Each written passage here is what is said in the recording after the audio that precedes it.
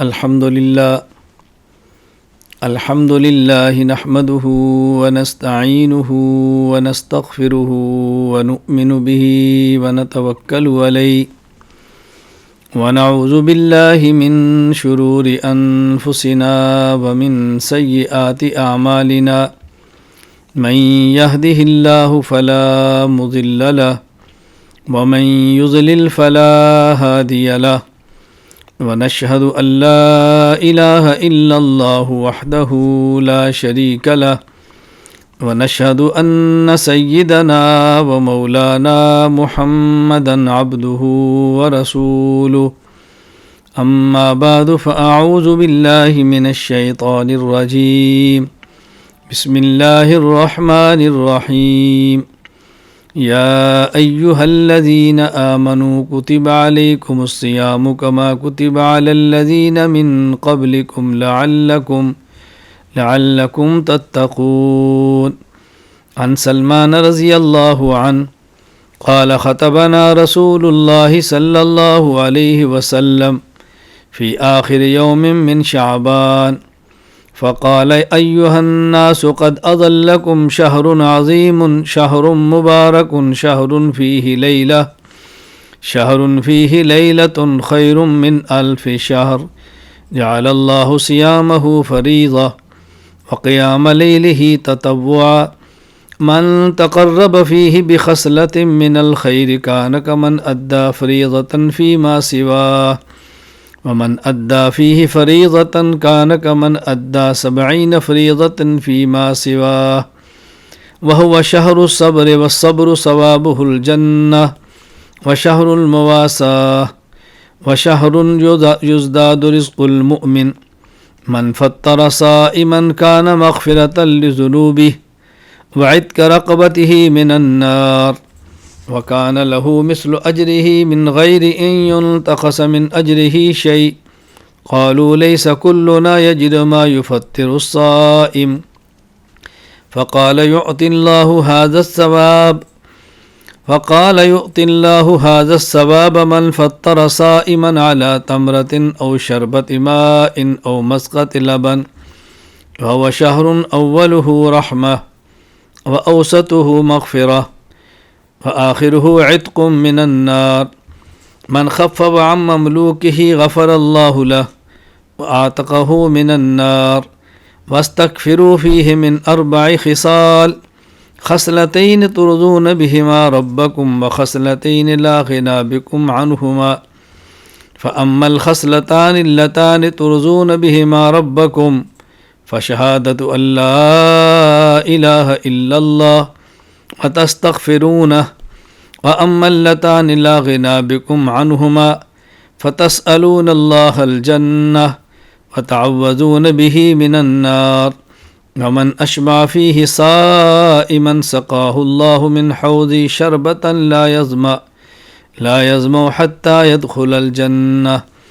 أو كما قال النبي صلى الله عليه وسلم يا رب صل وسلم دائما أبدا على حبيبك خير الخلق كلهم هو الحبيب الذي ترجى شفاعته لكل هول من الأهوال مقتحم اللهم صل على محمد وعلى آل محمد كما صليت على إبراهيم وعلى آل إبراهيم إنك حميد مجيد اللهم بارك على محمد وعلى آل محمد كما باركت على إبراهيم وعلى آل إبراهيم إنك حميد مجيد۔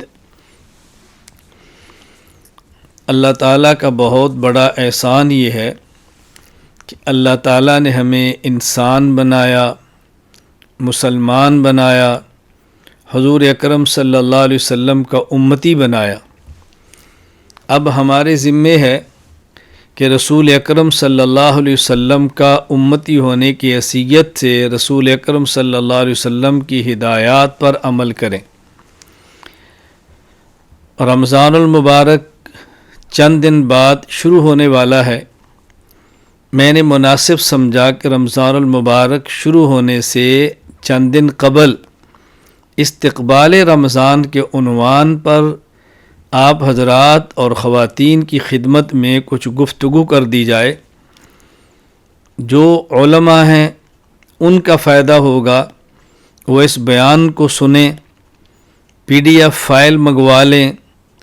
اس کی روشنی میں رمضان المبارک کے ابتدائی دنوں میں یا رمضان شروع ہونے سے قبل اپنی اپنی مساجد میں اپنے متعلقین کو، اپنے حلقہ احباب کو رمضان سے متعلق ہدایات عنایت فرمائیں۔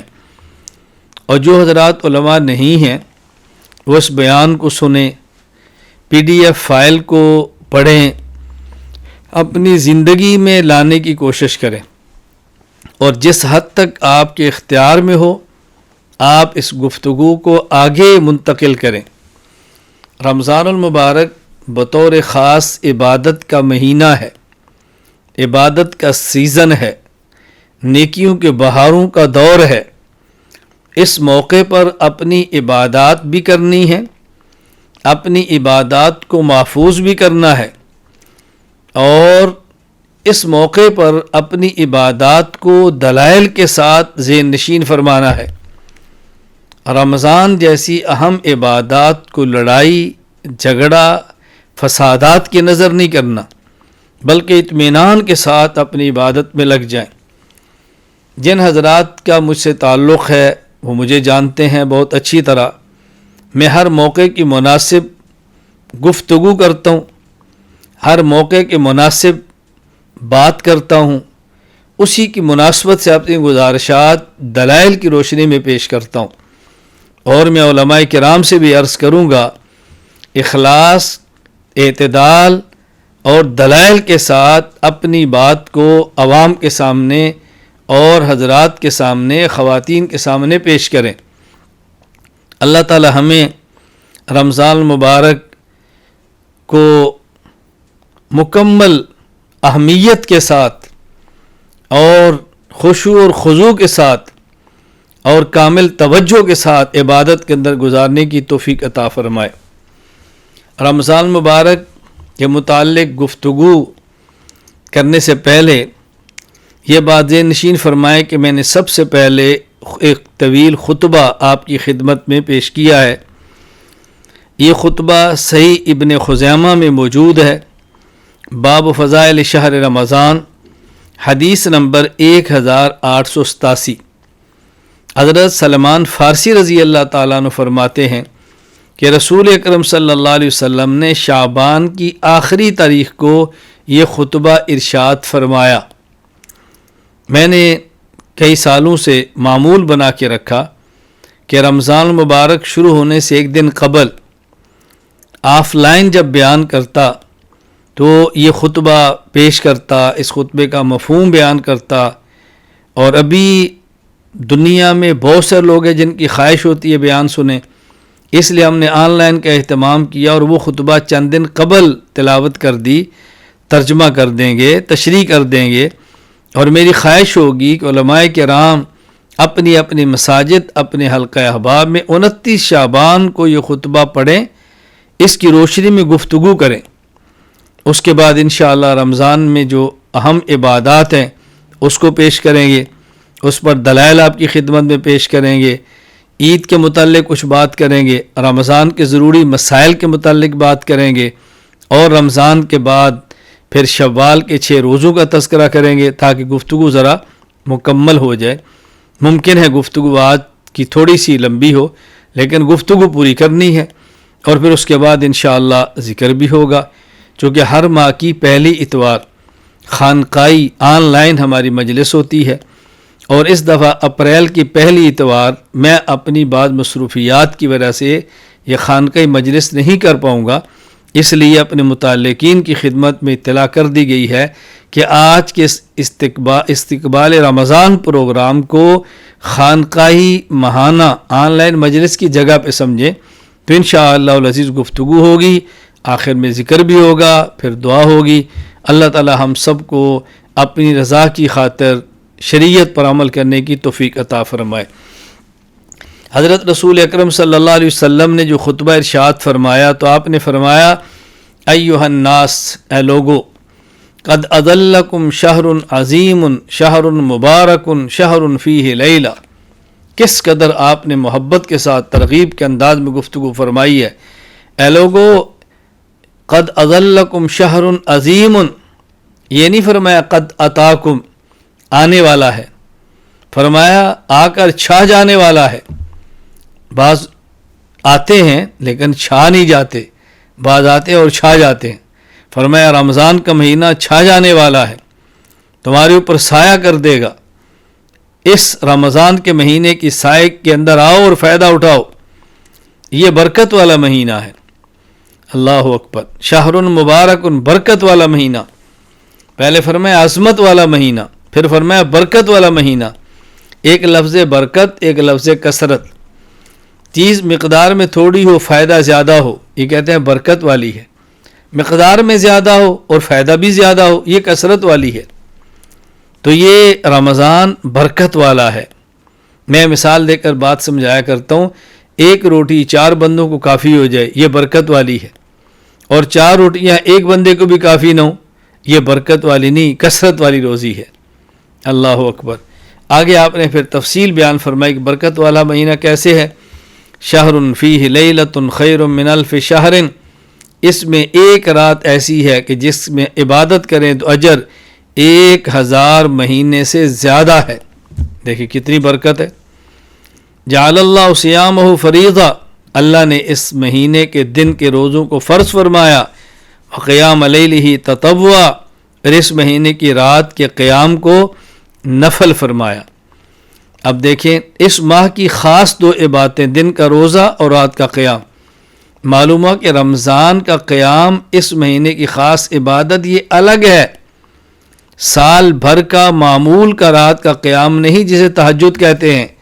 لہذا رمضان میں تہجد بھی ہے، تراویح بھی ہے، تراویح الگ ہے اور تہجد الگ ہے۔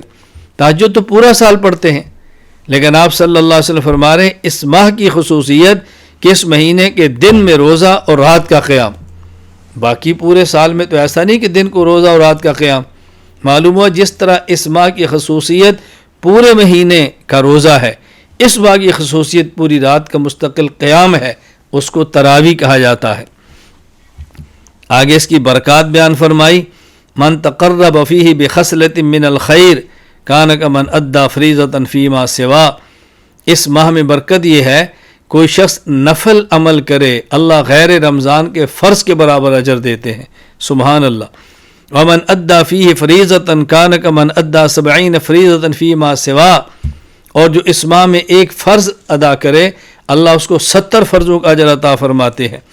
وہو شہر الصبر والصبر ثوابہ الجنہ، ہاں یہ بات ضرور ہے اجر تو ملتا ہے لیکن صبر بھی کرنا ہے، صبر بھی کرنا ہے۔ ایک ہوتا ہے صبر علی الطاعات، عبادت کریں، مشقت برداشت کریں، صبر کریں۔ ایک ہے الصبر عن المعاصی، گناہ سے رکنا ہے، تکلیف ہوگی برداشت کریں۔ ایک ہے صبر الصبر علی المصیبہ، تکلیف آئے اس پر بھی صبر کریں۔ اب دیکھیں رمضان المبارک میں جب روزہ رکھیں گے بھوک لگے گی، تکلیف ہے، صبر کریں، اور مشقت ہوگی، صبر کریں۔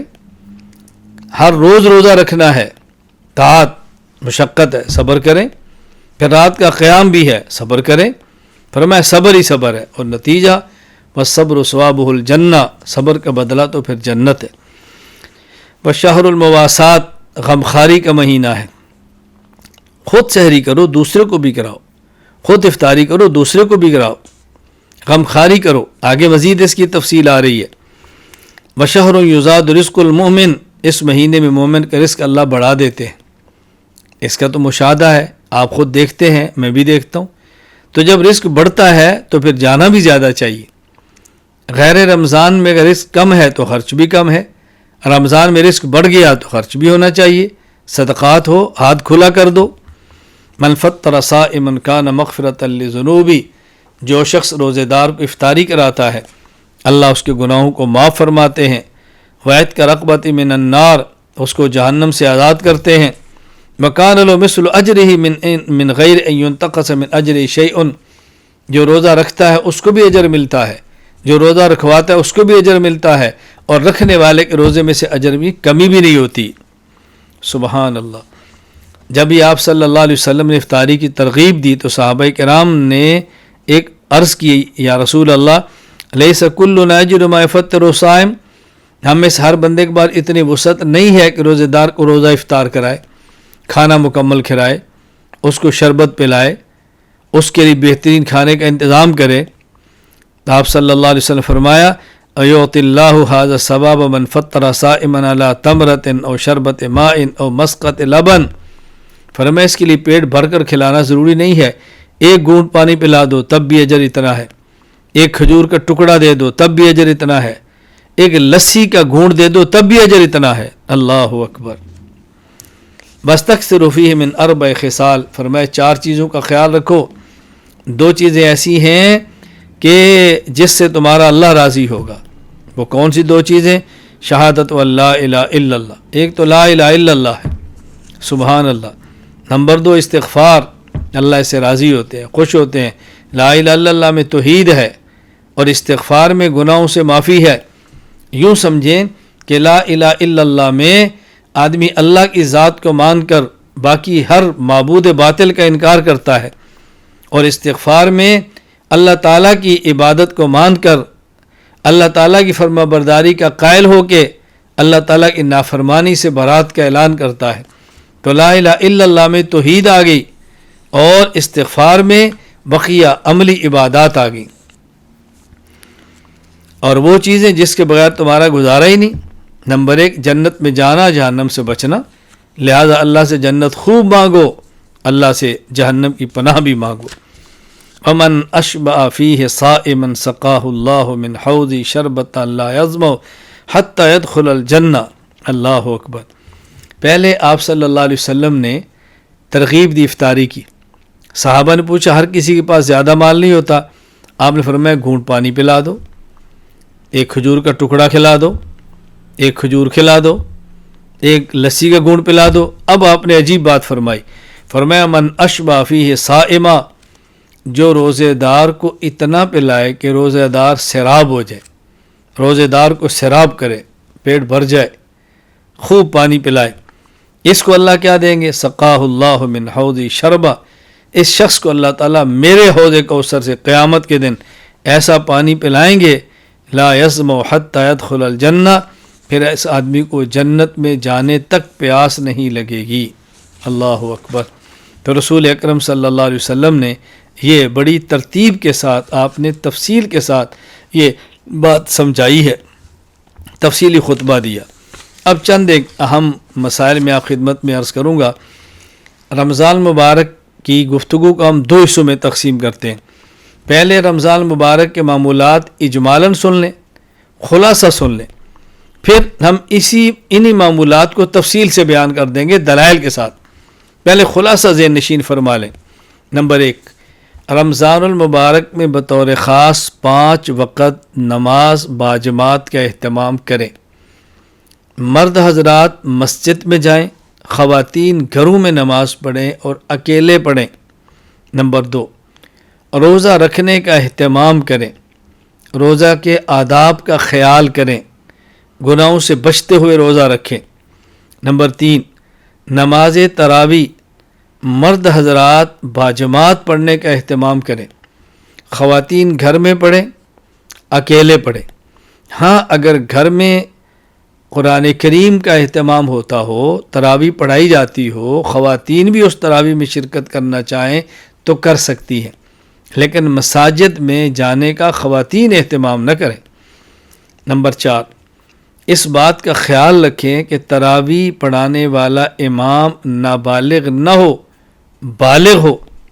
نمبر 5، ایسے شخص کے پیچھے تراویح پڑھیں جو قرآن کریم کو زبانی پڑھتا ہو، قرآن میں دیکھ کر نہ پڑھتا ہو، جو دیکھ کر قرآن کریم کو تراویح پڑھاتا ہو، ایسے شخص کے پیچھے تراویح نہ پڑھیں۔ نمبر 6، اگر کسی جگہ پر تراویح 20 رکعت ہے لیکن اس میں مکمل قرآن نہیں پڑھا جاتا، اور اس کے مقابلے میں کسی جگہ پر 8 رکعت تراویح ہے اور مکمل قرآن ہوتا ہے، تو 20 رکعت پڑھیں اگرچہ اس میں مکمل قرآن نہ ہو۔ اس بات کا بہت زیادہ خیال رکھیں۔ نمبر 7، اگر تراویح پڑھانے والا امام نابالغ ہو یا تراویح پڑھانے والا امام قرآن سے دیکھ کر تراویح پڑھائے تو ایسے شخص کے پیچھے تراویح پڑھنے کی بجائے اپنے گھر میں پڑھیں، اپنی اہلیہ اپنے بچوں کو پیچھے کھڑا کر کے جماعت کرائیں، یہ بھی ممکن نہ ہو تو اکیلے پڑھیں۔ نمبر 8، قرآن کریم کی تلاوت یومیہ 2 پارہ کریں، وگرنہ کم از کم 1 پارہ تو ضرور ہی کریں۔ تراویح کا اہتمام اور پھر دن کو تلاوت کا اہتمام بہت زیادہ کریں۔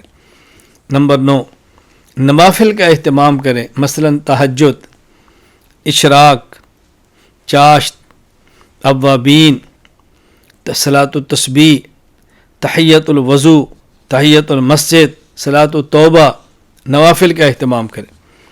نمبر 10، تلاوت کے علاوہ ذکر کا اہتمام کریں، درود شریف کا اہتمام کریں اور مسنون دعاؤں کا بہت زیادہ اہتمام کریں۔ نمبر 11، سحری کھانے کا اہتمام کریں، بھوک نہ ہو 1 آدھ کھجور کھا لیں، بھوک نہ ہو 1 گھونٹ پانی پی لیں، لیکن اہتمام کریں۔ نمبر 12، غربا اور مساکین کے سحر و افطار کا اپنی وسعت کے مطابق اہتمام کریں، اس کا بہت زیادہ خیال فرمائیں۔ نمبر 13، اس ماہ میں سخاوت کا بہت اہتمام کریں، عزیز و اقارب غریب ان کی مدد کریں، قرب و جوار میں دوست ان کی مدد کریں، مدارس کا تعاون کریں، علماء کرام کی خدمت کریں، علماء کرام کو ہدیے دیں، اپنی مسجد کے امام کو ہدیہ دینے کا بہت اہتمام کریں۔ نمبر 14، زکوٰۃ، صدقۃ الفطر اور دیگر صدقات کا بھی اہتمام کریں۔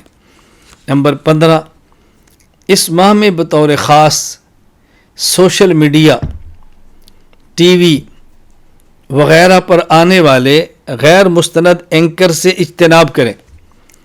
میں ایک بات بڑی تاکید کے ساتھ کہتا ہوں کہ آپ کا کسی شیخ سے بیعت کا تعلق ہے اور ان کے دلائل کے ساتھ مسائل موجود ہیں تو انہیں سنیں، اور بطور خاص وہ لوگ جو ہم سے جڑے ہوئے ہیں، ہم ضرورت کے مطابق یومیہ کی بنیاد پر ان کو بیانات بھی دیتے ہیں، تحریر بھی دیتے ہیں۔ اس کا خیال کریں، اس کا خیال کریں، ہر ایرے غیرے کو مت سنیں۔ نمبر 17، نمبر 16، اہل حق علماء کے بیانات کو سنیں، جو اہل حق نہیں ان کے بیانات سے خود بھی بچیں، دوسروں کو بچائیں۔ نمبر 17، آخری عشرہ میں اعتکاف بیٹھنے کی کوشش کریں، مرد حضرات مسجد میں اور خواتین اگر اعتکاف بیٹھنا چاہیں تو گھر میں، مساجد میں خواتین اعتکاف نہ بیٹھیں۔ نمبر 18، اپنے ماتحت ملازمین کی رعایت کریں، جو روزہ رکھتے ہیں، خیال کریں۔ نمبر 19، تاجر برادری ان دنوں میں اشیاء کو کم نرخ پر بیچیں، منافع کم کمائیں، رمضان اور عید کی وجہ سے نرخ بڑھائیں مت۔ نمبر 20، کوشش کی جائے کہ عید کے لیے اگر شاپنگ کرنی ہو، کپڑے لینے ہوں، جوتی لینی ہو تو رمضان مبارک میں خریداری کی بجائے رمضان کے شروع ہونے سے پہلے یہ کام مکمل کر لیں، تاکہ رمضان کے روزے میں خلل نہ ہو، تکلیف نہ ہو، مشقت نہ ہو، اس بات کا خیال فرمائیں۔ رمضان مبارک کے معمولات تفصیل کے ساتھ ذرا بیان کرتے ہیں اور اس پر دلائل بھی پیش کرتے ہیں تاکہ آپ کی خدمت میں ساری چیزیں دلائل کے ساتھ آ جائیں۔ رمضان مبارک میں آپ صلی اللہ علیہ وسلم عبادت کا بہت اہتمام فرماتے۔ شعب الایمان للبیہقی فضائل شہر رمضان میں ہے، حضرت ام المومنین امی عائشہ رضی اللہ تعالیٰ عنہ فرماتی ہیں کہ جب رمضان شروع ہوتا رسول اکرم صلی اللہ علیہ وسلم شد مئزرہ ثم لم یأت فراشہ حتی ینسلخ، نبی پاک صلی اللہ علیہ وسلم اپنی کمر کس لیتے، کمر ہمت باندھ لیتے اور چوکو چبند ہو کر عبادات میں لگ جاتے۔ آپ رمضان کے اختتام تک بستر پر سونے کے لیے تشریف نہیں لاتے، یہ آپ کا عام معمول تھا۔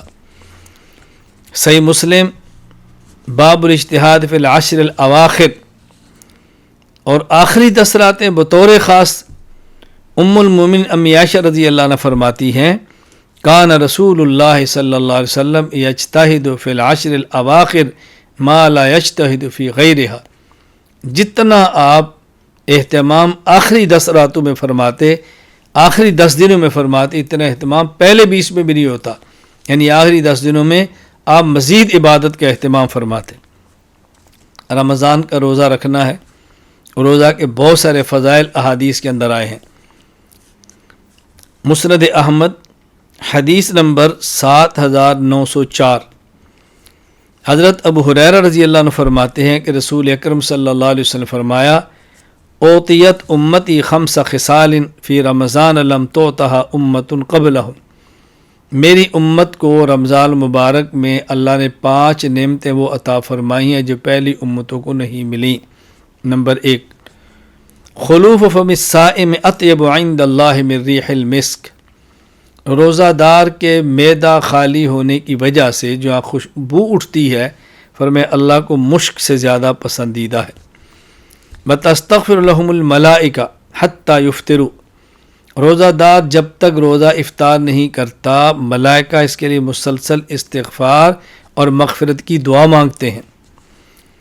نمبر 3، وَيُزَيِّنُ اللَّهُ عَزَّ وَجَلَّ كُلَّ يَوْمٍ جَنَّتَهُ ثُمَّ يَقُولُ يُوشِكُ عِبَادِيَ الصَّالِحُونَ أَن يُلْقُوا عَنْهُمُ الْمُؤُونَةَ وَالْأَذَى وَيَسِيرُوا إِلَيْكَ، اللہ تعالیٰ روزے دار کے لیے ہر روز جنت کو مزین فرماتے ہیں اور جنت کو فرماتے ہیں کہ ان قریب یہ میرے بندے مشقت اور تکلیف سے نکل کر تمہارے پاس آنے والے ہیں۔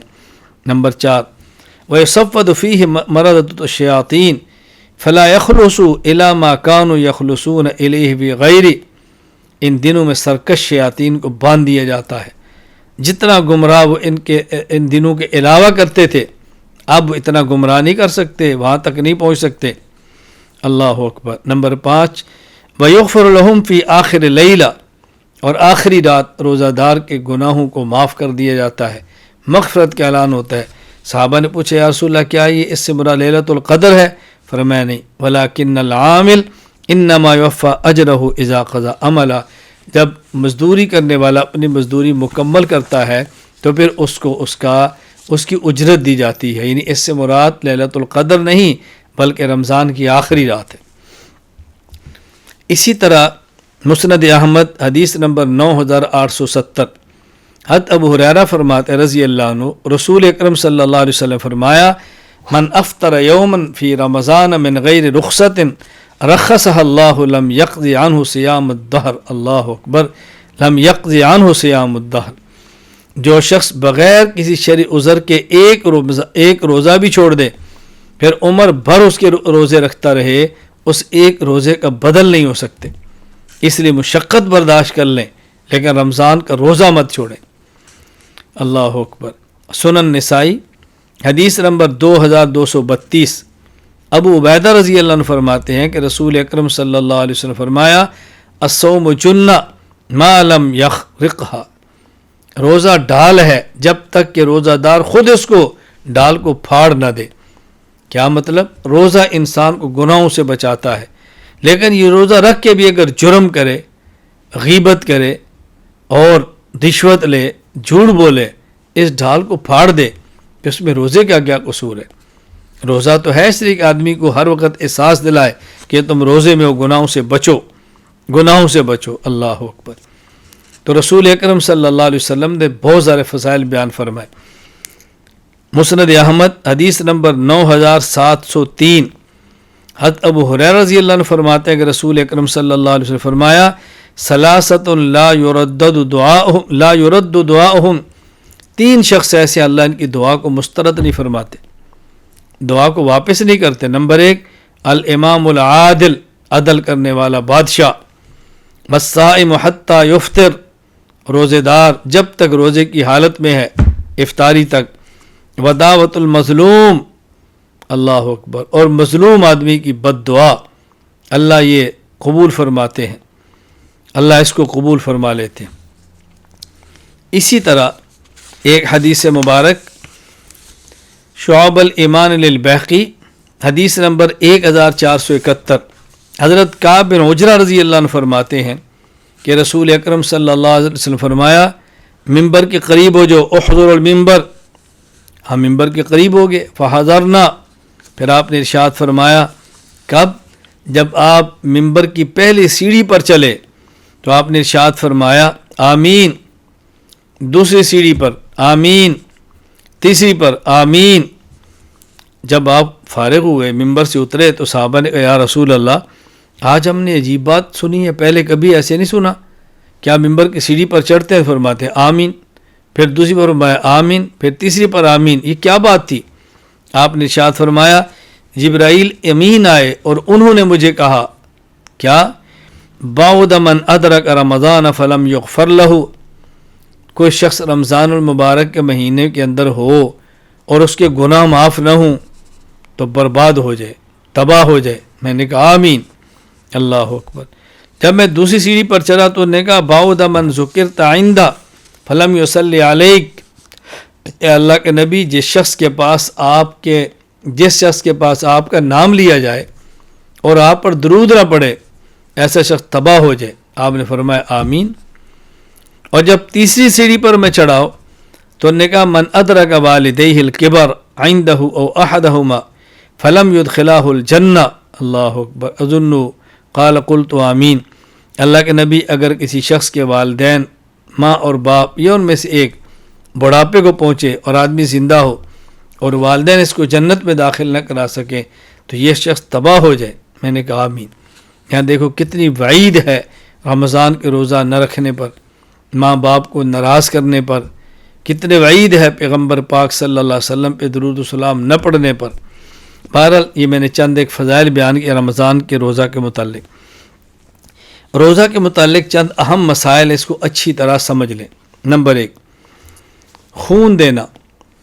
روزے کے دوران اگر کسی مریض کو خون دینے کی ضرورت پڑ جائے تو خون دینا جائز ہے، اس سے روزہ نہیں ٹوٹے گا۔ ہاں اتنا زیادہ خون دینا کہ جس سے کمزوری ہو جائے یہ تو مکروہ ہے، لیکن اگر روزے دار اپنے بدن سے خون نکلوائے کسی کو دینے کے لیے یا خون ٹیسٹ کے لیے، بلڈ ٹیسٹ کے لیے، تو روزہ اس سے نہیں ٹوٹتا۔ نمبر 2، اگر روزے کے دوران خون لگوانے کی ضرورت پیش آئے اور مریض کو خون لگوانا چاہیں تو لگوا سکتے ہیں، اس سے بھی روزہ نہیں ٹوٹتا۔ نمبر 3، سیمپل دینا۔ روزے کی حالت میں ٹیسٹ کروانے کے لیے خون کا نمونہ اور سیمپل دینا چاہیں تو دے سکتے ہیں، اس سے بھی روزہ نہیں ٹوٹتا۔ نمبر 4، انجیکشن لگوانا۔ روزے میں انجیکشن لگوانا جائز ہے، روزہ نہیں ٹوٹے گا۔ یہ انجیکشن پٹھے میں لگوائیں تب بھی جائز ہے، اور یہ انجیکشن اگر رگ وین کے اندر لگائیں تب بھی جائز ہے، کسی حالت میں بھی روزہ نہیں ٹوٹے گا۔ نمبر 5، طاقت کے لیے انجیکشن۔ انجیکشن خواہ کسی مرض کے لیے ہو یا طاقت کے لیے ہو، روزہ نہیں ٹوٹے گا۔ ہاں محض اس لیے انجیکشن لگوانا کہ کمزوری محسوس نہ ہو، روزہ کا احساس نہ ہو، بھوک محسوس نہ ہو، یہ مکروہ ہے۔ کراہت الگ چیز ہے لیکن اس سے روزہ ٹوٹے گا نہیں۔ Number 6، drip. مریض روزے کی حالت میں ڈرپ لگوا سکتا ہے، اس میں مختلف قسم کے انجیکشن بھی ڈالے جا سکتے ہیں، لیکن بلا ضرورت صرف کمزوری کو دور کرنے کی ڈرپیں لگواتے رہنا یہ مکروہ ہے، یہ مناسب نہیں، لیکن ڈرپ لگوانے سے روزہ نہیں ٹوٹے گا۔ نمبر 7، روزہ میں انہیلر استعمال کرنا۔ سانس کی تکلیف، دمہ کے مریض کے لیے روزے کے دوران انہیلر کے استعمال سے روزہ ٹوٹ جائے گا، کیونکہ اس میں دوائی ہوتی ہے جو پمپ کرنے کی صورت میں حلق کے اندر جاتی ہے، یہ دوائی اندر جانے سے روزہ ٹوٹ جائے گا۔ ہاں کفارہ نہیں ہوگا، اس میں قضا لازم آئے گی۔ اس لیے ایسے افراد جب تک ممکن ہو انہیلر کے استعمال کے بغیر روزہ رکھیں، اگر نہ رکھ سکیں تو چھوڑ دیں، بعد میں اس روزے کی قضا کر لیں۔ نمبر 8، کرونا کا ٹیسٹ اور کرونا ویکسین۔ کرونا کا ٹیسٹ کروانے سے روزہ نہیں ٹوٹتا، اسی طرح کورونا ویکسین جو انجیکشن کے ذریعے لگائی جاتی ہے، اگر یہ لگوانی پڑے اس سے بھی روزہ نہیں ٹوٹتا۔ نمبر 19، انیما کروانا، یعنی بسا اوقات کسی ضرورت کی وجہ سے مقعد یعنی بڑے پیشاب کی جگہ وہاں دوائی اندر داخل کی جاتی ہے، اس سے روزہ ٹوٹ جاتا ہے۔ ہاں البتہ کفارہ نہیں ہوگا لیکن روزہ ٹوٹ جائے گا، قضا لازم آئے گی۔ نمبر 10، روزہ کی حالت میں آکسیجن لینا۔ روزہ کی حالت میں اگر صرف آکسیجن لیا جائے، اس کے ساتھ کوئی اور دوا شامل نہ ہو تو روزہ نہیں ٹوٹے گا، لیکن اگر اس کے ساتھ دوا بھی شامل ہو، دوا کے اجزاء بھی ہوں یعنی اجزاء ہوں معمولی سے، تو اس سے روزہ ٹوٹ جائے گا۔ یہ مسائل اچھی طرح ذہن نشین فرما لیں۔ روزہ کے متعلق چند شبہات کا ازالہ۔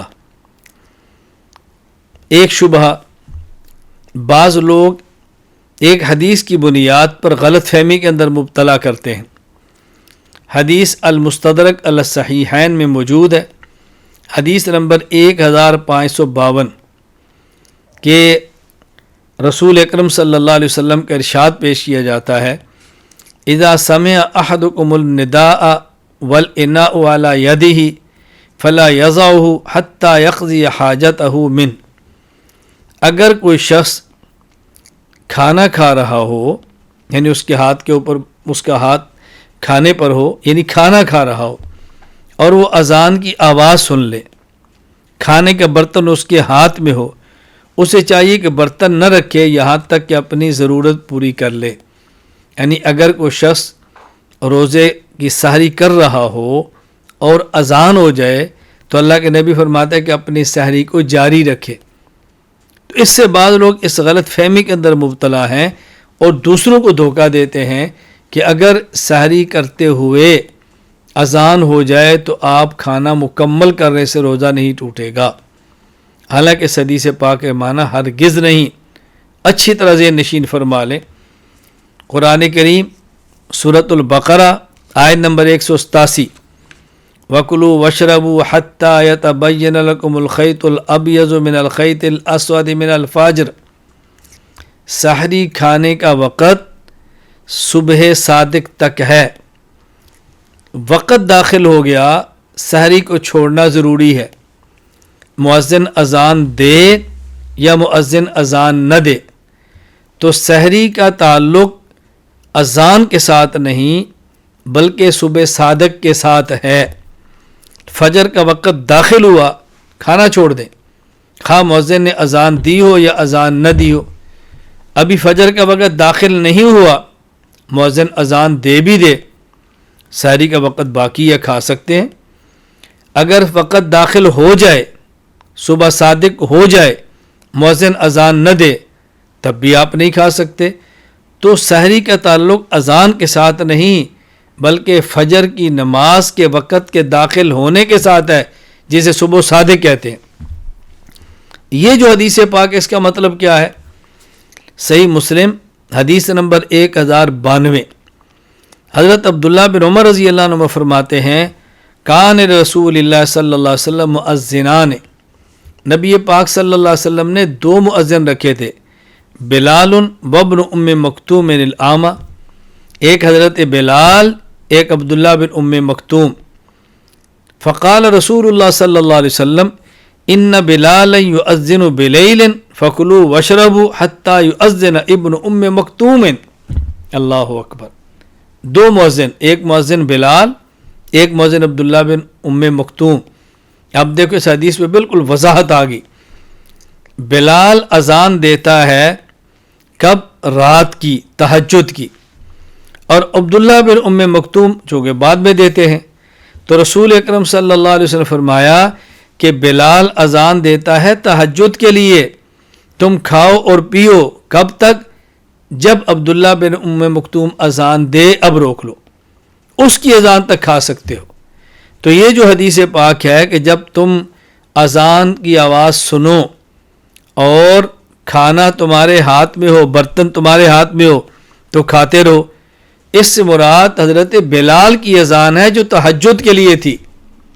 اچھی طرح بازیں نشین فرما لیں۔ حضرت بلال تہجد کی اذان دیتے، حضرت عبداللہ بن ام مکتوم فجر کی دیتے۔ تو یہ جو اللہ کے نبی نے فرمایا کہ جب تم کھانا کھا رہے ہو اور اذان شروع ہو جائے تو کھانے کو جاری رکھو، اس سے مراد حضرت بلال کی اذان ہے جو تہجد کے لیے تھی، ورنہ اللہ کے نبی خود فرما رہے ہیں کہ فَكُلُوا وَاشْرَبُوا حَتَّى يُؤَذِّنَ ابن ام مکتوم، کہ تم کھاؤ اور پیو عبداللہ بن ام مکتوم کی اذان تک، جب ان کی اذان شروع ہو جائے پھر نہیں کھانا۔ تو دیکھو کس قدر دھوکہ ہے کہ مکمل بات نہیں کرتے اللہ کے بندے، پوری بات نہیں کرتے۔ ہم بحمد اللہ تعالی پوری بات کرتے ہیں تو مسئلے میں الجھن نہیں رہتی۔ ایک اور شبہ کیا ہے؟ ایک اور شبہ یہ ہے کہ روزہ رکھتے وقت بہت سارے احباب اپنی زبان سے روزے کی نیت کرتے ہیں، تو لوگ اعتراض کرتے ہیں کہ جی زبان سے نیت کرنا کہیں سے ثابت نہیں ہے، اپنی زبان سے لفظ نہ کہا کرو۔ حالانکہ اپنی زبان سے کہنا کہ میں روزہ رکھتا ہوں یہ حدیث پاک سے ثابت ہے۔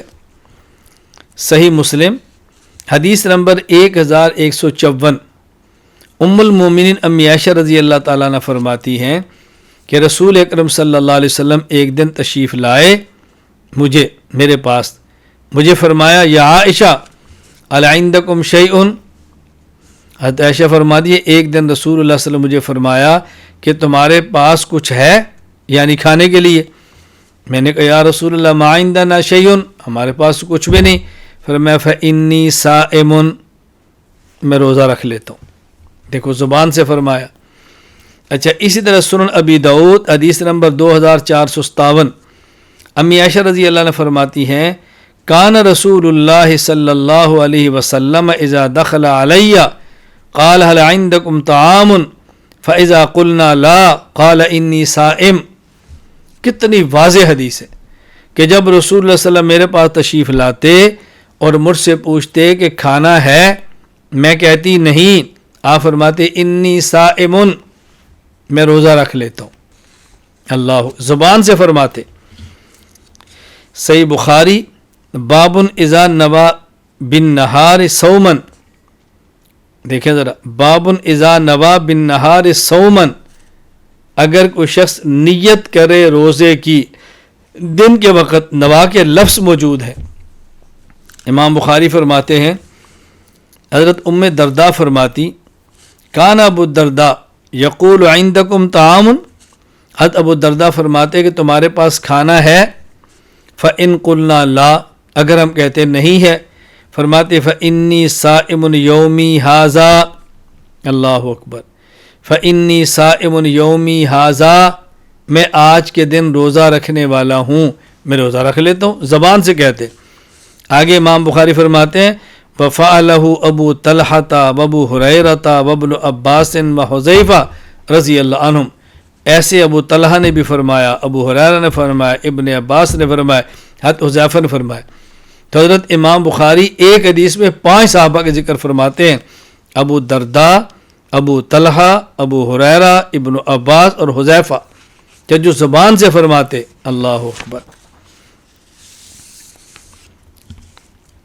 پھر اس پر مزید ایک اعتراض کیا جاتا ہے، وہ یہ کہ نہیں، یہ جو تم زبان سے کہتے ہو بصوم غد نویت من شہر رمضان، وبصوم غد نویت من شہر رمضان، غد کا معنی تو کل ہے، روزہ آج رکھ رہے ہیں، تو یہ لفظ کیوں کہتا ہے کہ میں کل کے روزے کی نیت کرتا ہوں؟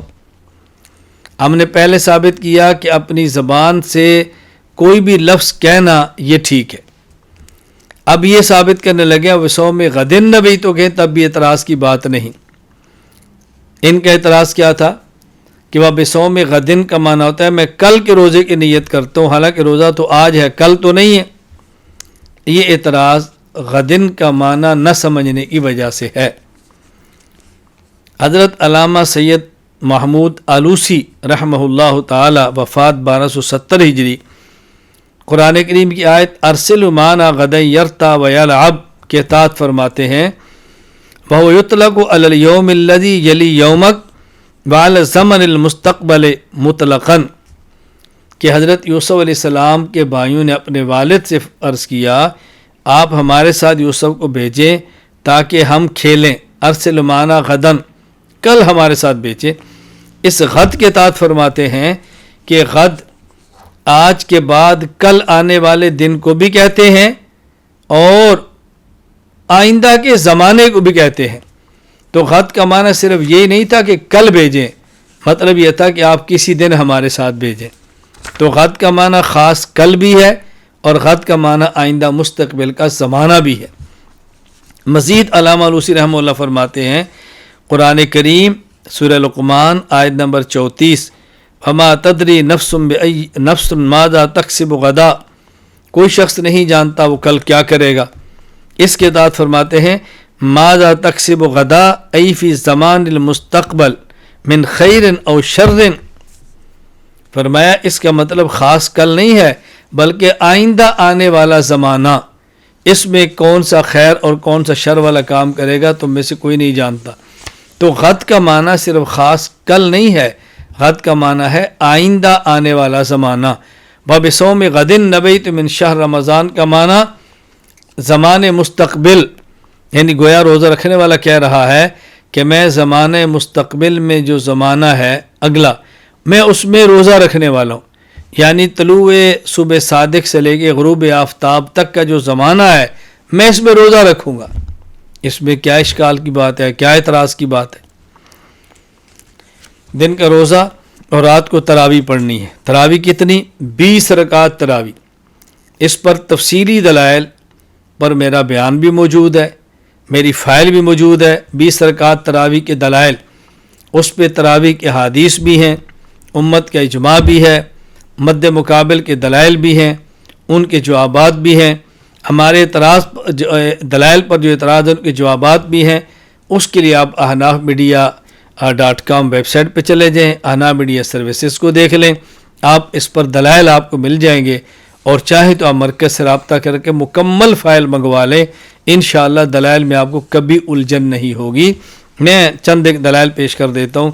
نمبر 1 مصنف ابن ابی شیبہ، نمبر 2 المعجم الکبیر للطبرانی میں روایت موجود ہے۔ حضرت عبداللہ بن عباس رضی اللہ عنہ فرماتے ہیں کہ رسول اکرم صلی اللہ علیہ وسلم کے بارے میں ان رسول اللہ صلی اللہ علیہ وسلم کان یصلی فی رمضان 20 رکعۃ والوتر، نبی کریم صلی اللہ علیہ وسلم رمضان میں 20 رکعت تراویح اور وتر پڑھاتے تھے۔ اللہ اکبر، 20 رکعت تراویح اور وتر پڑھتے تھے۔ دلیل نمبر 2 تاریخ جرجان لسہمی، حضرت جابر بن عبداللہ رضی اللہ عنہ فرماتے ہیں خرج النبی صلی اللہ علیہ وسلم ذات لیلۃ فی رمضان، نبی کریم صلی اللہ علیہ وسلم رمضان مبارک کی رات کو باہر تشریف لائے، فصلی الناس 24 رکعۃ واوتر بثلاثۃ، رسول اللہ صلی اللہ علیہ وسلم نے 4 رکعت عشاء کے فرض پڑھائے، 20 رکعت تراویح پڑھائی اور 3 رکعت وتر پڑھائے۔ دلیل نمبر 3 مسند احمد بن منیع، حضرت ابی بن کعب رضی اللہ تعالیٰ عنہ فرماتے ہیں ان عمر بن الخطاب امر ابی بن کعب ان یصلی باللیل فی رمضان فقال ان الناس یصومون النہار لا يحسنون ان یقرؤوا فلو قرأت القرآن علیہم باللیل فقال یا امیر المؤمنین هذا شیء لم یکن فقال قد علمت ولکنہ احسن فصلی بہم 20 رکعہ۔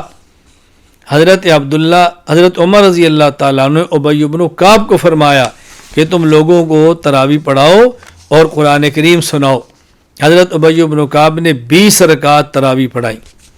دلیل نمبر 4 السنن الکبریٰ للبیہقی، سائب بن یزید فرماتے ہیں کانوا یقومون علی عہد عمر بن الخطاب رضی اللہ عنہ فی شہر رمضان ب20 رکعہ وان کانوا لیقرؤون بالمئین وکانوا یتوکؤون علی عصیہم فی عہد عثمان بن عفان رضی اللہ عنہ من شدت القیام، کہ لوگ حضرت عمر، حضرت عثمان غنی رضی اللہ عنہ کے زمانے میں 20 رکعت تراویح پڑھا کرتے تھے۔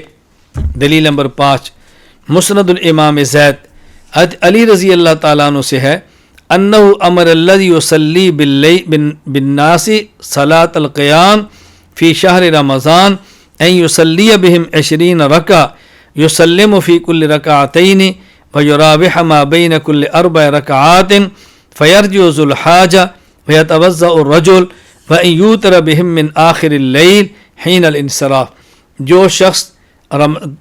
جو شخص لوگوں کو رمضان میں تراویح پڑھاتا، علی نے فرمایا کہ ان کو 20 رکعت پڑھاؤ، ہر 2 رکعت پر سلام پھیرو، ہر 4 کے درمیان ترویہ وقفہ کرو، تاکہ جس شخص کو تقاضا وہ جائے اور وضو کر کے آئے، اور فرمایا کہ رات کے آخر میں ان کو وتر پڑھاؤ۔ دلیل نمبر 6، جمہور علماء کا موقف اور امت کا اجماع وہ 20 رکعت تراویح پر ہے۔ نمبر 1، سنن ترمذی میں حضرت امام ترمذی فرماتے ہیں وَأَكْثَرُ أَهْلِ الْعِلْمِ عَلَى مَا رُوِيَ عَنْ عُمَرَ وَعَلِيٍّ وَغَيْرِهِمَا مِنْ أَصْحَابِ النَّبِي صلی اللہ علیہ وسلم 20 رکعت۔ حضرت عمر، حضرت علی اور دیگر صحابہ کرام رضی اللہ عنہم مجمعین جو اہل علم ہیں ان سے مروی ہے کہ تراویح 20 رکعت ہے۔ اسی طرح علامہ ابو زکریا یحییٰ بن شرف النووی دمشقی رحمہ اللہ وہ فرماتے ہیں کتاب الاذکار میں اعلم ان صلاۃ التراویح سنت باتفاق العلماء وهي 20 رکعہ، علماء کا اتفاق ہے تراویح سنت ہے اور 20 رکعت ہے۔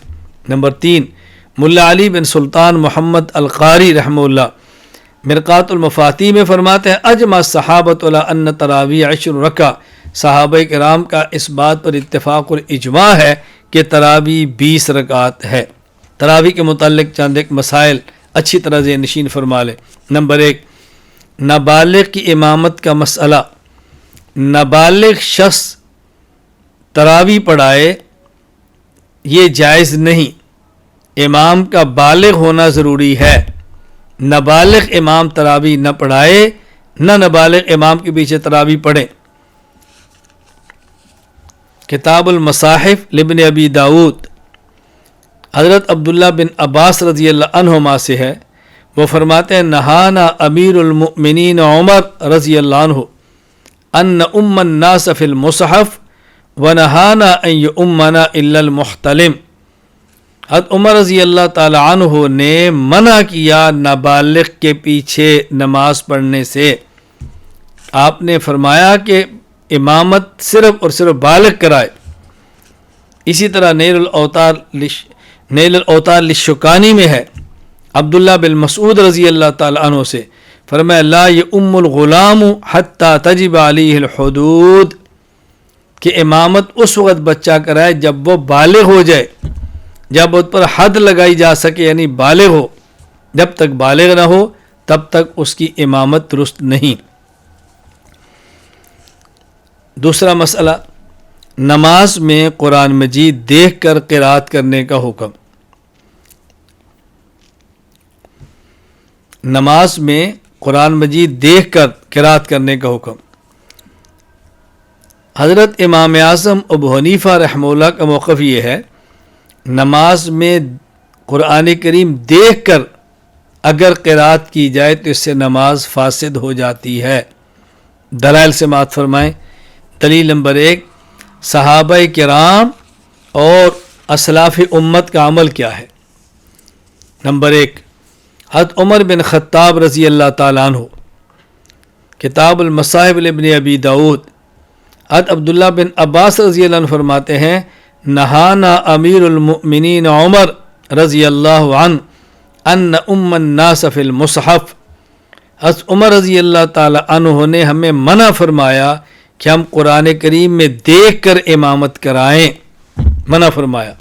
نمبر 2، حضرت عمار بن یاسر رضی اللہ تعالیٰ عنہ عن عمار بن یاسر رضی اللہ عنہ انہ کان یکرہ ان یؤم الرجل الناس باللیل فی شہر رمضان بالمصحف قال هو من فعل اہل الکتاب۔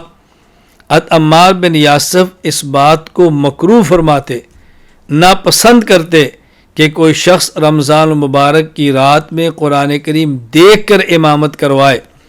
نمبر 3، حضرت عبداللہ بن عباس رضی اللہ تعالیٰ عنہما، کتاب الآثار بروایت امام ابی یوسف رحمہ اللہ، بروایت ابو یوسف عن ابن عباس رضی اللہ عنہما انہ قال فی الرجل یؤم القوم وهو ينظر فی المصحف انہ یکرہ ذلک وقال کفعل اہل الکتاب۔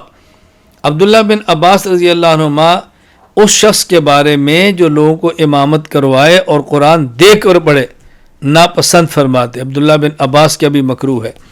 نمبر 4 حضرت سوید بن حنظلہ رضی اللہ عنہ کتاب المصاحف لابن ابی داود عن سوید بن حنظلہ البکری رضی اللہ عنہ انہ مر علی رجل یؤم قوما فی مصحف وضربہ برجلی. حضرت سوید بن حنظلہ رضی اللہ عنہ ایک ایسے شخص سے گزرے جو لوگوں کو قرآن مجید دیکھ کر نماز پڑھا رہا تھا. آپ رضی اللہ عنہ نے اس کو اپنا پاؤں مارا، اس کو اپنے پاؤں سے مارا کہ تم ایسا کیوں کرتے ہو. آگے بنح المصحف، اور آپ نے اس سے قرآن کریم کا مصحف لے لیا، اس کے ہاتھ سے چھین لیا. نمبر 5 امام ابو عبد الرحمن عبداللہ بن حبیب السلمی التابعی رحمہ اللہ، وفات 70 ہجری. کتاب المصاحف لابن ابی داود عن ابی عبد الرحمن السلمی انہ کرہ ان یؤم فی المصحف. حضرت ابو عبد الرحمن عبداللہ بن حبیب السلمی مصحف میں دیکھ کر امامت کروانے کو مکروہ سمجھتے.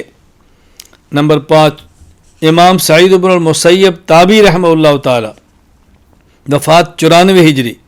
کتاب المصاحف لابن ابی داود عن ابن المسیب قال اذا كان معه ما يقوم به ليلا ردده ولا يقرأ في المصحف. حضرت امام سعید المسیب فرماتے، انہوں نے فرمایا اگر قیام اللیل تہجد میں پڑھنے کے لیے قرآن یاد ہو وہی بار بار پڑھیں لیکن قرآن کو دیکھ کر نہ پڑھیں. یعنی اگر شخص کو اتنا قرآن آتا ہے کہ جس سے وہ پڑھ سکتا ہے اسی کو بار بار پڑھے لیکن دیکھ کر قرآن کریم نہ پڑھے. اللہ اکبر. حضرت ابراہیم بن یزید النخعی رحمہ اللہ، وفات 96 ہجری. کتاب المصاحف ابن ابی داود عن ابراہیم انہ کرہ ان یؤم فی المصحف. ابراہیم نخعی رحمہ اللہ تعالی مصحف کو دیکھ کر امامت کرنے کو مکروہ سمجھتے. امام مجاہد بن جابر المکی التابعی رحمہ اللہ، وفات 103 ہجری. مصنف ابن ابی شیبہ عن مجاہد انہ کان یکرہ ان یؤم الرجل فی المصحف. حضرت امام مجاہد مصحف میں دیکھ کر قرآن کریم میں دیکھ کر امامت کرنے کو مکروہ سمجھا کرتے تھے. یہ دلیل نمبر 1 تھی کہ میں نے صحابہ کرام اور تابعین اسلاف امت کا عمل، ان کے فتاوے پیش کی، ان حضرات کی رائے کیا تھی. نمبر 2 تشبہ باہل الکتاب. دیکھیں اللہ تعالیٰ نے قرآن کریم میں کس قدر منع کیا یہود سے دوستیوں کو، اور حدیث پاک میں رسول اللہ صلی اللہ علیہ وسلم نے اہل کتاب کی مخالفت کا حکم دیا ہے. خالف الیہود والنصارى آپ نے فرمایا، سے ابن حبان حدیث نمبر 2186 میں موجود ہے. قرآن کریم کو نماز کے دوران ہاتھ میں پکڑ کر امامت کرانا یہ یہود کے فعل کے ساتھ مشابہت ہے. کیوں؟ آج بھی کہیں آپ یہودیوں کو عبادت کرتے دیکھیں، اپنی کتاب کو ہاتھ میں پکڑ کر وہ دیکھ کر اپنی نماز پڑھتے ہیں، جو ان کی عبادت ہے ہاتھ میں دیکھ کر، ہاتھ میں پکڑ کے دیکھ کر پڑھیں گے. اور یہ ہماری رائے نہیں، صحابی رسول عبداللہ بن عباس رضی اللہ عنہما کی رائے ہے. حضرت عبداللہ بن عباس فرماتے اس شخص کے بارے میں کہ جو جماعت کروائے اور مصحف کو دیکھ کر کرائے، فرمایا وقال کفعل اہل الکتاب، یہ اہل کتاب یہود کے فعل کی طرح ہے. کتاب الآثار بروایت ابی یوسف. اسی طرح عمار بن یاسر رضی اللہ عنہ فرماتے ہوا من فعل اہل الکتاب، فرماتے اہل کتاب کا یہ فعل ہے، یہود کا. تاریخ بغداد ترجمہ سعد بن محمد بن اسحاق. تیسری دلیل، دائیں ہاتھ کو بائیں ہاتھ پر رکھنا نماز میں سنت مؤکدہ ہے. توجہ سے بات سمجھنا. صحیح بخاری باب وضع الیمنى علی الیسرى. حضرت سہل بن سعد رضی اللہ عنہ فرماتے ہیں کان الناس یؤمرون ان یضع الرجل الید الیمنى علی ذراع الیسرى فی الصلاۃ. لوگوں کو حکم دیا جاتا تھا اس بات کا کہ جب نماز پڑھیں تو دائیں ہاتھ کو بائیں پر رکھیں، یہ حکم دیا جاتا تھا، دائیں کو بائیں پر رکھنا ہے۔ نمبر 2، صحیح ابن حبان حدیث نمبر 554 555، حضرت عبداللہ بن عباس رضی اللہ عنہ فرماتے ہیں ان رسول اللہ صلی اللہ علیہ وسلم قال انا معاشر الانبیاء امرنا ان نؤخر سحورنا ونعجل فطرنا وان نمسک بایماننا علی شمائلنا فی صلاتنا۔ فرمایا کہ ہم انبیاء کا گروہ، ہمیں حکم دیا گیا ہے ہم ایک تو سحری تاخیر سے کریں، افطاری جلدی کریں۔ تاخیر سے کرنے کا معنی کہ صبح صادق کے قریب، افطاری جلدی کرنے کا معنی سورج غروب ہونے کے فوراً بعد، وَأَن نُمْسِكَ بِأَيْمَانِنَا، اور ہم دائیں ہاتھ سے اپنے بائیں ہاتھ کو پکڑ کے رکھیں، یعنی دائیں ہاتھ بائیں ہاتھ پر رکھیں۔ اللہ اکبر۔ اب دیکھو، اگر کوئی شخص نماز میں قرآن ہاتھ میں لے کر پڑھے گا تو دائیں ہاتھ کو بائیں ہاتھ پر کیسے رکھے گا؟ اتنی قراءت کرنا جس سے نماز ہو جائے واجب ہے، اس سے زائد قراءت مستحب ہے۔ واجب قراءت تو ہر بندے کو زبانی یاد ہے، اب اس سے زائد جو مستحب تھا، اس مستحب کی خاطر قرآن ہاتھ میں پکڑا اور سنت موقدہ کو چھوڑ دیا، تو کیا مستحب عمل کو پورا کرنے کے لیے سنت موقدہ کو چھوڑ دینا ٹھیک ہوگا؟ یہ مناسب نہیں۔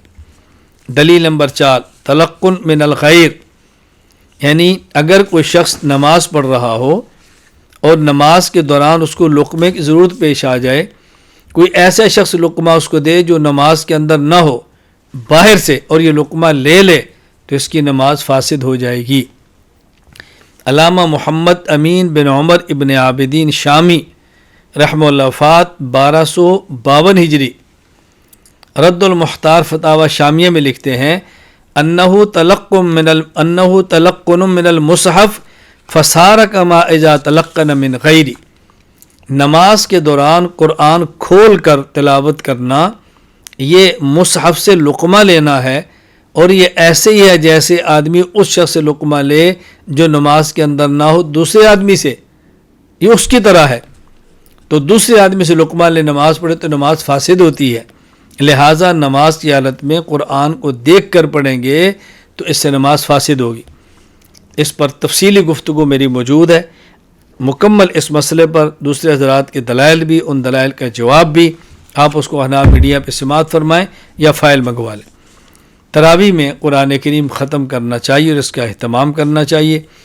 مصنف ابن ابی شیبہ میں ہے، حضرت حسن رحمہ اللہ فرماتے تھے قال من امن الناس فی رمضان، جو شخص لوگوں کو رمضان میں جماعت کرائے، فلیأخذ بہم الیسرا فإن کان بطیء القراءۃ فلیختم القرآن ختمہ، تو وہ فرماتے کہ وہ لوگوں کے ساتھ آسانی کا معاملہ کرے، اگر قراءت آہستہ پڑھتا ہے تو ایک قرآن ختم کرے، وإن کان قراءۃ بین ذلک، تھوڑی رفتار تیز ہے تو 1.5 قرآن ختم کرے، فختمۃ ونصفہ، وإن کان سریع القراءۃ فمرتین، اگر اس کی رفتار زیادہ ہے، اچھی طرح قرآن مزید پڑھ سکتا ہے تو وہ 2 قرآن کریم ختم کرے۔ اسی طرح در المختار الحصفی کے اندر ہے، امام محمد بن علی حصفی فرماتے ہیں والختم مرتن سنہ، ایک مرتبہ قرآن کریم ختم کریں تو سنت، ومرتین فضیلہ، 2 مرتبہ کریں تو مزید فضیلت، وثلاثاً افضل، اور 3 مرتبہ کریں تو اور بہتر ہے، ولا یترک الختم لکسل القوم، لیکن لوگوں کی سستی اور کاہلی کی وجہ سے ختم قرآن کو چھوڑنا نہیں چاہیے۔ فتاوی عالمگیریہ کے اندر ہے فصل فی التراویح السنت فی التراویح انما الختم مرتن فلا یترک لکسل القوم، ایک مرتبہ قرآن کریم کو مکمل کرنا سنت ہے، لوگوں کی سستی کی وجہ سے اس کو چھوڑنا نہیں چاہیے۔ تراویح کے بارے میں ہم مسئلہ تراویح کی اجرت کا ہے۔ کوئی شخص رمضان میں تراویح پڑھائے اور اس نیت سے پڑھائے کہ میں پیسے لوں گا، یہ ٹھیک نہیں۔ پیسوں کے لیے تراویح پڑھائے، یہ ٹھیک نہیں۔ امام سے متعین کر کے پڑھائے، پھر بھی ٹھیک نہیں۔ قرآن سنانے والا، تراویح پڑھانے والا، وہ للہ فی اللہ تراویح پڑھائے، اور پھر تراویح پڑھنے والے ایسے امام کو ہدیہ دیں تو اس کی گنجائش ہے، اور ہدیہ دینا بھی چاہیے، امام کی خدمت کرنی بھی چاہیے، قاری صاحب کو اپنی وسعت کے مطابق بھرپور ہدیہ دینا چاہیے اور خدمت کرنی چاہیے۔ نماز وطر، وطر کی نماز واجب ہے، اس پر دلائل ہیں۔ صحیح بخاری حضرت عبداللہ بن عمر رضی اللہ عنہ فرماتے ہیں رسول اکرم صلی اللہ علیہ وسلم فرمایا اجعلوا آخر صلاتکم باللیل وطرا، کہ تم اپنی رات کی آخری نماز وطر کو بناؤ، یعنی فجر، ظہر، مغرب، عشاء اور اس کے بعد وطر۔ وطر 3 رکعت ہے۔ صحیح بخاری باب قیام النبی صلی اللہ علیہ وسلم باللیل فی رمضان۔ حضرت ابو سلمہ بن عبد الرحمن کہتے ہیں کہ حضرت عائشہ رضی اللہ تعالی عنہ سے پوچھا کیف کان صلاۃ رسول اللہ صلی اللہ علیہ وسلم فی رمضان، نبی پاک صلی اللہ علیہ وسلم کے رمضان میں کیسی نماز ہوتی تھی؟ امی عائشہ فرماتی ہیں ما کان رسول اللہ صلی اللہ علیہ وسلم یزید فی رمضان ولا فی غیر علی 11 رکعتا، رسول اللہ صلی اللہ علیہ وسلم رمضان اور غیر رمضان میں 11 رکعت پڑھتے، یصلی 4 رکعت پڑھتے، فلا تسأل عن حسنہن و طولہن، وہ لمبی بھی ہوتی خوبصورت بھی ہوتی، ثم یصلی 4 پھر 4 پڑھتے، فلا تسأل عن حسنہن و طولہن، کیا کہنا اس نماز کے حسن اور طوالت کا، ثم یصلی 3 پھر آپ 3 رکعت پڑھتے۔ امی عائشہ رمضان اور غیر رمضان کے تہجد کی بات کرتی ہیں کہ آپ کا سال بھر کا معمول 8 رکعت تہجد اور 3 رکعت وطر کا تھا۔ 3 رکعت وطر پڑھیں اور 1 سلام، یعنی پہلے 2 رکعت عبد و رسول تک تحیات پڑھیں، پھر 1 رکعت، پھر 1 سلام۔ یہ مطلب ہے 3 رکعت وطر 1 سلام کے ساتھ، یعنی پہلے 2 رکعت پڑھ کے تحیات بیٹھ جائیں، پھر 1 رکعت پڑھیں، پھر ایک ہی مرتبہ سلام پھیرے، ایک دائیں طرف اور ایک بائیں طرف۔ سنن نسائی باب کیف الوتر بثلاث، 3 وطر کیسے پڑھنے چاہیے؟ امی عائشہ رضی اللہ تعالیٰ عنہ فرماتی ہیں ان رسول اللہ صلی اللہ علیہ وسلم کان لا یسلم فی رکعتی الوتر، نبی پاک صلی اللہ علیہ وسلم وطر کی 2 رکعت کے بعد سلام نہیں پھیرا کرتے تھے، بلکہ ظاہر ہے 3 رکعت پوری کر کے سلام پھیرتے۔ وطر کی دوسری رکعت میں تشہد، یعنی 2 رکعت کے بعد التحیات پڑھیں۔ حضرت عائشہ رضی اللہ تعالیٰ نے فرماتے، صحیح مسلم میں روایت موجود ہے، کان یقول فی کل رکعتین التحیہ، نبی پاک صلی اللہ علیہ وسلم فرمایا کہ ہر 2 رکعت کے بعد تحیات ہے، یعنی تشہد ہے۔ اسی طرح سنن نسائی میں روایت موجود ہے، حضرت عبداللہ رضی اللہ عنہ فرماتے ہیں کنا لا ندری، عبداللہ بن مسعود رضی اللہ عنہ، کلا لا ندری ما نقول فی کل رکعتین، ہمیں پہلے معلوم نہیں تھا کہ 2 رکعت کے بعد بیٹھ کر کیا پڑھیں، غیر ان نسبح، تسبیح کریں، ونکبر، تکبیر کہیں، ونحمد ربنا، اللہ کی تعریف کریں، وان محمد صلی اللہ علیہ وسلم علم فواتح الخیر و خواتمہ، اور نبی پاک صلی اللہ علیہ وسلم کو سراپا بھلائی کی باتیں سکھائی گئی تھی، ہم یہ باتیں کہیں، یعنی تعریف کریں۔ فقال، اللہ کے نبی نے فرمایا اذا قعدتم فی کل رکعتین فقولوا التحیات للہ، کہ جب تم رکعتین کے بعد بیٹھو التحیات للہ پڑھا کرو۔ نہ معلوم ہوا کہ 2 رکعت کے بعد التحیات للہ والصلوات والطیبات یہ پڑھنا ہے عبدہ و رسولہ تک۔ 3 رکعت وطر کے بعد پھر دعائے قنوت پڑھے، یعنی تیسری رکعت میں پہلے الحمدللہ، پھر سورت، پھر ہاتھ کھڑے کریں، پھر ہاتھ باندھیں اور دعائے قنوت پڑھیں۔ دعائے قنوت کے مختلف الفاظ مختلف احادیث میں آئے ہیں، ان سب کا مجموعہ آپ کی خدمت میں پیش کیا جا رہا ہے۔ اللہم انا نستعینک ونستغفرک ونؤمن بک ونتوکل علیک ونثنی علیک الخیر ونشکرک ولا نکفرک ونخلع ونترک من یفجرک، اللہم ایاک نعبد ولک نصلی ونسجد والیک نسعی ونحفظ ونرجو رحمتک ونخشی عذابک ان عذابک بالکفار ملحق۔ دعائے قنوت رکوع سے پہلے پڑھنی ہے، پہلے فاتحہ، پھر سورت، اور اس کے بعد ہاتھ اٹھائیں، پھر ہاتھ باندھ لیں اور پھر دعائے قنوت۔ حضرت عاصم بن سلیمان سے روایت موجود ہے، صحیح بخاری باب القنوت قبل الرکوع، اور صحیح مسلم باب استحباب القنوت فی جمیع صلوات۔ حضرت انس بن مالک رضی اللہ تعالی عنہ سے عاصم نے پوچھا قنوت کے بارے میں، فقال قد کان القنوت، بالکل قنوت ثابت ہے۔ میں نے پوچھا قبل الرکوع او بعد الرکوع، رکوع سے پہلے یا بعد؟ آپ نے فرمایا کہ قبل رکوع، رکوع سے پہلے۔ آپ فرماتے ہیں حضرت عاصم کہ میں نے کہا کہ فلاں شخص مجھے بتاتا ہے ان فلانا اخبرنی ان کا انک قلت بعد الرکوع، کہ آپ نے فرمایا رکوع کے بعد، فرمایا کذب، وہ جھوٹ بولتا ہے۔ انما قنت رسول اللہ صلی اللہ علیہ وسلم بعد الرکوع شہرا، آپ نے رکوع کے بعد تو 1 مہینہ پڑھا، یعنی وہ جو قنوت نازلہ تھی فجر کی نماز میں جو کفار کے حق میں بد دعا آپ نے فرمائی تھی، ورنہ آپ کا معمول جو تھا وہ دعائے قنوت رکوع سے پہلے کا ہے جو وتر میں ہم پڑھتے ہیں۔ دعائے قنوت سے پہلے رفع الیدین کرنا، یعنی ہاتھ اٹھائیں پھر ہاتھ باندھیں پھر دعائے قنوت پڑھیں۔ جزء رفع الیدین للبخاری حدیث نمبر 1062، قیام اللیل المروزی صفحہ 230۔ قال ابو عثمان فرماتے ہیں کان عمر رضی اللہ عنہ یرفع یدیہ فی القنوت، حضرت عمر رضی اللہ تعالیٰ دونوں ہاتھ اٹھاتے قنوت میں۔ عبداللہ بن مسعود رضی اللہ عنہ کے بارے میں ہے انہ کان یقرأ فی آخر رکعۃ من الوتر قل هو اللہ احد ثم یرفع یدیہ فیقنط قبل الرکعہ۔ حضرت عبداللہ بن مسعود رضی اللہ تعالیٰ عنہ آپ آخری رکعت میں قل هو اللہ احد پڑھتے، اس کے بعد آپ ہاتھ اٹھاتے اور پھر آپ رکوع سے پہلے دعائے قنوت پڑھتے۔ رمضان مبارک میں اعتکاف کی فضیلت ہے، اعتکاف کا اہتمام کرنا چاہیے، اعتکاف کے بہت زیادہ فضائل آئے ہیں۔ مثلا الموجم الاوسط للطبرانی میں روایت موجود ہے، عبداللہ بن عباس رضی اللہ عنہما فرماتے ہیں رسول اکرم صلی اللہ علیہ وسلم فرمایا من اعتکف یوما ابتغاء وجہ اللہ تعالی جعل اللہ بینہ وبین النار 3 خنادق وکل خندق ابعد مما بین الخافقین۔ اللہ اکبر۔ جو شخص ایک دن کا اعتکاف اللہ کی رضا کے لیے کرے، اللہ اس شخص کے اور جہنم کے درمیان 3 خندق کا فیصلہ فرما دیتے ہیں، اور ایک خندق زمین و آسمان کے درمیان سے زیادہ بڑی ہے۔ اللہ اکبر۔ زمین و آسمان کے درمیان جو فاصلہ ہے اس سے بھی زیادہ ایک خندق ہے۔ یہ تو ایک دن کا اعتکاف ہے، آپ فرمائیں 10 دن کے اعتکاف اللہ تعالیٰ کیا اجر عطا فرمائیں گے۔ سبحان اللہ۔ میری آپ سے گزارش ہے اعتکاف کورس میری کتاب لے لیں، اور وہ آپ کو نیٹ پر بھی مل جائے گی۔ آپ کو چاہیے کہ رمضان مبارک میں اعتکاف کورس اپنے پاس رکھیں، مساجد میں اعتکاف کورس کروائیں، اس سے آپ کا بھی فائدہ ہوگا اور لوگوں کا فائدہ ہوگا۔ اگر کسی جگہ پہ بھی دستیاب نہ ہو تو آپ آن لائن منگوا سکتے ہیں، وگرنہ آپ اس کا پرنٹ نکلوا لیں اور اس کا مطالعہ فرمائیں۔ مرد حضرات اعتکاف کریں مسجد میں، خواتین اعتکاف کریں گھروں میں، مردوں نے مسجد میں اعتکاف کرنا ہے۔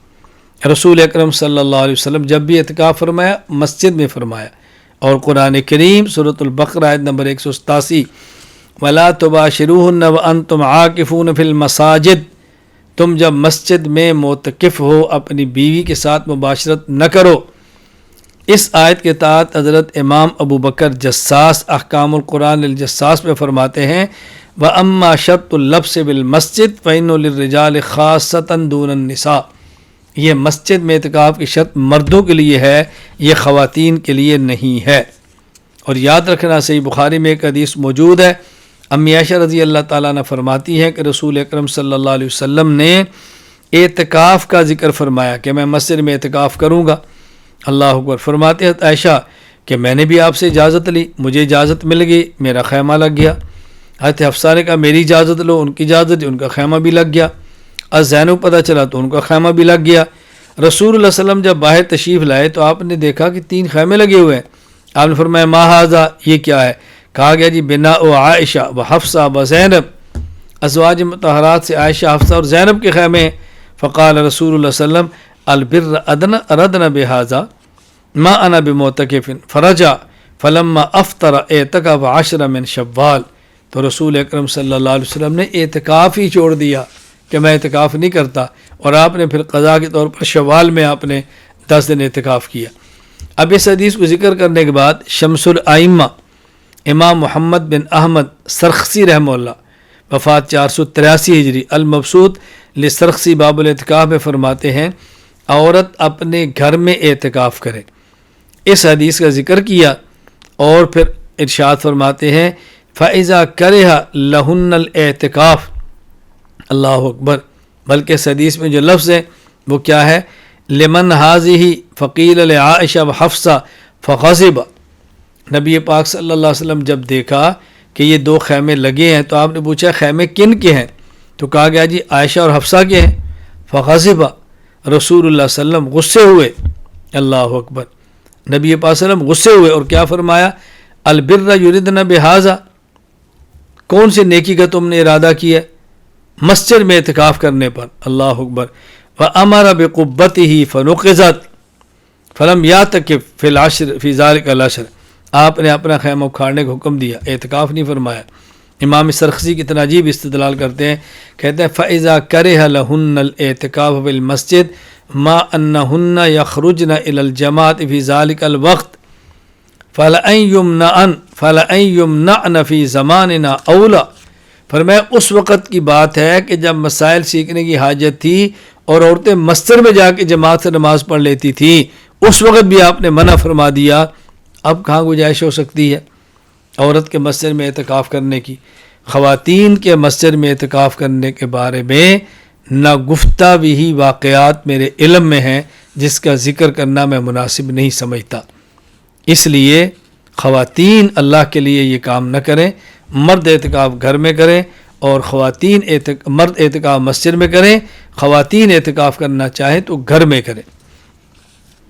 قضاء عمری کا مسئلہ، آج کل ایک غلط مسئلہ یہ بیان کیا جاتا ہے کہ اگر کسی شخص نے کچھ نمازیں رہ گئی ہیں تو رمضان مبارک آخری جمعہ 2 رکعت نماز جماعت کرائیں یا 4 رکعت کرائیں، کہا جی ساری عمر کی نمازیں ادا ہو گئیں، استغفر اللہ حاشا وکلا۔ عجیب بات ہے، یہاں افراط و تفرید کا شکار ہے۔ ایک گروہ وہ ہے کہ جو یہ بات کہتے ہیں کہ جس شخص کی نمازیں رہ گئی وہ توبہ کرے، قضا کی ضرورت ہی نہیں، اور ایک دوسرا گروہ رمضان کے آخری جمعے میں 2 رکعت جماعت کرا رہے ہیں، ساری ادا ہو گئی۔ یہ دونوں غلط ہے۔ اگر کسی شخص کی ذمہ 1 نماز ہو یا 1000 نماز ہو اور رہ گئی کسی وجہ سے، سو گیا، بھول گیا، جان بوجھ کے چھوڑی، ان نمازوں کی قضا کرنی پڑے گی۔ صحیح مسلم حدیث نمبر 6684، حضرت انس بن مالک رضی اللہ عنہ فرماتے ہیں رسول اللہ صلی اللہ علیہ وسلم نے ارشاد فرمایا من نسی صلاۃ او نام عنہا فکفارتها ان یصلیها اذا ذکرها، اگر کوئی شخص سو جائے اور نماز رہ جائے، بھول جائے اور نماز رہ جائے تو اس کا کفارہ یہ ہے کہ جب یاد آئے تو نماز پڑھے۔ اللہ اکبر۔ علامہ نووی رحمہ اللہ اس حدیث کے بعد فرماتے ہیں فیہ وجوب قضاء الفریضۃ الفائدہ سواء ترکها بعذر كنوم ونسیان اور بغیر عذر۔ معلوم ہوا کہ نماز جو رہ گئی ہے فوت ہو گئی، اس کا لٹانا واجب ہے، خواہ وہ جان بوجھ کے چھوڑی ہو، عذر کے ساتھ چھوڑی ہو، بھول کر چھوڑی ہو، کوئی وجہ بھی۔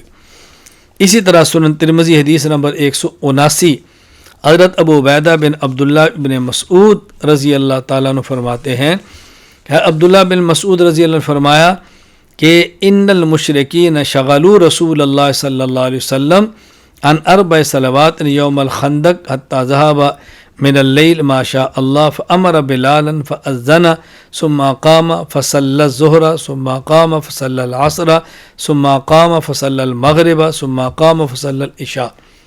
غزوہ خندق کے موقع پہ رسول اللہ صلی اللہ علیہ وسلم کی ظہر، عصر، مغرب یہ نمازیں نہیں ہو سکی، تو نبی پاک صلی اللہ علیہ وسلم نے بلال سے فرمایا بعد میں کہ اذان دو، اذان دی، آپ نے ظہر پڑھی، پھر اذان دی، آپ نے فرمایا کہ بلال کو اذان دو، پھر بلال نے اذان دی، پھر اقامت کی تو آپ نے ظہر پڑھی، پھر اقامت، پھر عصر، پھر اقامت، پھر مغرب، پھر اقامت اور پھر عشاء۔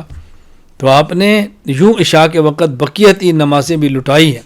تو رسول اللہ صلی اللہ علیہ وسلم نماز لٹا رہے ہیں، کون ہوتا ہے اس میں گنجائش نکالنے والا؟ اللہ اکبر۔ صحیح بخاری باب من نسی صلاۃ فلیصلی اذا ذکر، حضرت ابراہیم نخعی رحمہ اللہ کا قول امام بخاری نے نقل کیا، فرماتے ہیں من ترک صلاۃ واحدۃ 20 سنہ لم یعد الا تلک الصلاۃ الواحدہ، اگر کسی شخص کی ایک نماز رہ گئی اور وہ اس نماز کو 20 سال تک نہیں پڑھ سکا، پھر بھی اسے ایک نماز کو اس کو لٹانا پڑے گا۔ اللہ اکبر۔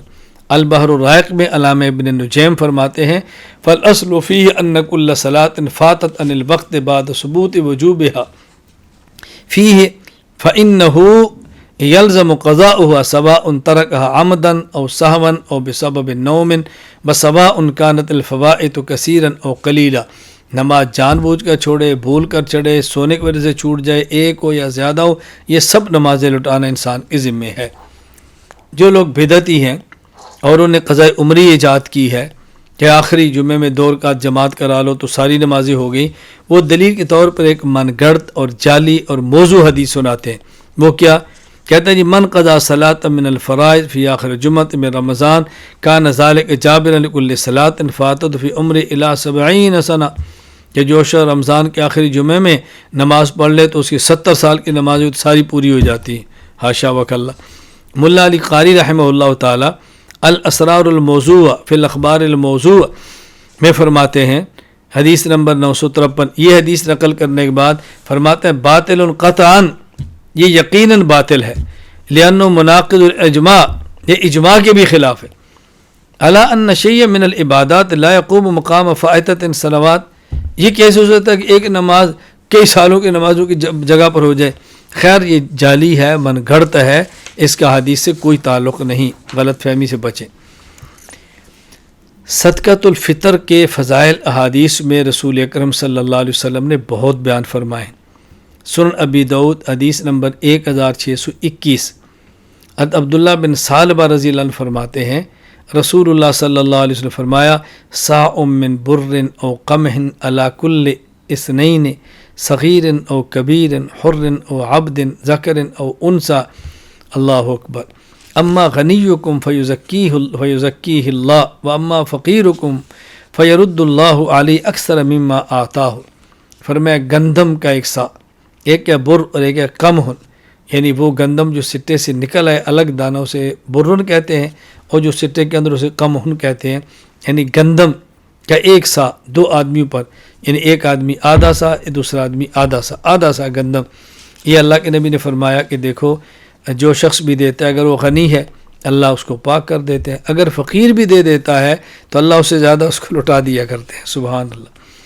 سن ابن ماجہ حدیث نمبر 1817، ابن عباس رضی اللہ عنہ فرماتے ہیں فرض رسول اللہ صلی اللہ علیہ وسلم زکوٰۃ الفطر طہرۃ للصائم من اللغو والرفث وتہمۃ للمساکین فمن اداها قبل الصلاۃ فہی زکوٰۃ مقبولہ ومن اداها بعد الصلاۃ فہی صدقۃ من الصدقات۔ نبی کریم صلی اللہ علیہ وسلم نے صدقۃ الفطر کو ضروری قرار دیا ہے، فرمایا جو روزے دار ہے جب صدقۃ الفطر دیا تو روزے میں جو اس نے گناہ کیے تھے چھوٹے موٹے وہ سارے اسے ختم ہو جائیں گے، اور مسکین آدمی وطعمۃ للمسکین، اللہ اکبر، اور اس سے مسکین کا فائدہ ہوتا ہے کہ اس کو کھانا مل جاتا ہے۔ تو جو شخص نے نماز سے پہلے ادا کی وہ تو صدقۃ الفطر ہے، اور اگر نماز کے بعد ادا کیا تو ویسے صدقہ، اللہ اس کو اجر عطا فرما دیں گے۔ الترغیب للمنذری کے اندر ہے، حضرت جریر فرماتے ہیں رضی اللہ عنہ رسول اللہ صلی اللہ علیہ وسلم نے فرمایا شہر رمضان معلق بین السماء والارض لا یرفع الا بزکوٰۃ الفطر، بندہ روزہ رکھے تو فرمایا کہ روزہ آسمان و زمین کے درمیان لٹکا ہوتا ہے، جب صدقۃ الفطر دیں تو پھر اوپر جاتا ہے۔ کیا مطلب؟ یعنی مکمل قبولیت اس وقت ہوتی ہے جب صدقۃ الفطر بھی ادا کر دیا جائے، سبحان اللہ۔ سنن الدارقطنی میں ہے، عبداللہ بن عمر رضی اللہ عنہ فرماتے ہیں فرض رسول اللہ صلی اللہ علیہ وسلم زکوٰۃ الفطر وقال اغنوہم فی ھذا الیوم، اللہ کے نبی نے صدقۃ الفطر کو ضروری قرار دیا اور آپ نے فرمایا کہ آج کے دن صدقۃ الفطر دے کے غریبوں کو مالدار کر دو۔ صدقۃ الفطر میں 4 چیزیں، نمبر 1 کشمش، نمبر 2 چھوارے، نمبر 3 جو، نمبر 4 گندم۔ یہ بات یاد رکھ لیں، کشمش، چھوارے، کھجور اور جو، ان کا ایک سا یعنی تقریباً 3 کلو آپ نے دینا ہے، اور گندم کا تقریباً 1.25 کلو فی آدمی، یہ صدقۃ الفطر ہے۔ چاہے تو گندم دیں، چاہے تو جو دیں، چاہے تو کھجور دیں، ہاں، اور چاہے تو اس کی قیمت دیں، جو چاہے دیں، لیکن یہ ذہن میں رکھیں کہ صدقۃ الفطر آدمی کو اپنی حیثیت کے مطابق دینا چاہیے۔ جو مالدار ہے وہ زیادہ قیمت والا دے، جس کے پاس کم مال ہے وہ اس سے کم قیمت والا دے، جس کے پاس اس سے کم ہے وہ اس سے کم قیمت والا دے، اپنی حیثیت کا خیال رکھنا چاہیے۔ رمضان مبارک گزرا ہے اور صدقۃ الفطر آپ نے دینا شروع کیا۔ چاند رات کی فضیلت احادیث میں بہت آئی ہے۔ چاند رات یعنی رمضان کی گزر گیا، اب صبح عید آنے والی ہے، عید کی رات، اس کو لیلۃ الجائزہ، انعام کی رات کہتے ہیں۔ شعبہ الایمان البیہقی میں ہے، عبداللہ بن عباس رضی اللہ عنہ فرماتے ہیں رسول اللہ صلی اللہ علیہ وسلم فرمایا فَإِذَا كَانَتْ لَيْلَةُ الْفِطْرِ سُمِّيَتْ تِلْكَ اللَّيْلَةُ لَيْلَةَ الْجَائِزَةِ، یہ جو رمضان گزر گیا اور عید الفطر کی رات آ گئی ہے، اس رات کو انعام کی رات کہتے ہیں۔ اللہ اکبر۔ سنن ابن ماجہ میں حدیث نمبر 1772 ابو امامہ باہلی رضی اللہ عنہ فرماتے ہیں رسول اکرم صلی اللہ علیہ وسلم نے ارشاد فرمایا من قام لیلۃ العیدین محتسبا للہ لم یمت قلبہ یوم تموت القلوب، جو شخص اللہ کے لیے اس رات کو جاگتا ہے ثواب اور یقین کی نیت ہے، جس دن سب کے دل مر جائیں گے اس کے دل کو اللہ زندہ رکھیں گے۔ مصنف عبد الرزاق حدیث نمبر 7927 حضرت عبداللہ بن عمر رضی اللہ عنہ فرماتے ہیں خمس لیال لا ترد فیہن الدعاء، 5 راتیں ایسی ہیں اللہ تعالیٰ ان راتوں میں مانگے جانے والی دعا کو واپس نہیں فرماتے۔ لیلۃ الجمعہ، جمعرات، شب جمعہ، واول لیلۃ من رجب کی پہلی رات، ولیلۃ النصف من شعبان کی 15ویں رات، ولیلۃ العیدین، عید الفطر عید الاضحیٰ کی رات۔ اللہ اکبر۔ خیر، اس رات کو جو کام کرنے والے ہیں وہ یہ، اس کو اچھی طرح ذہن نشین فرما لیں۔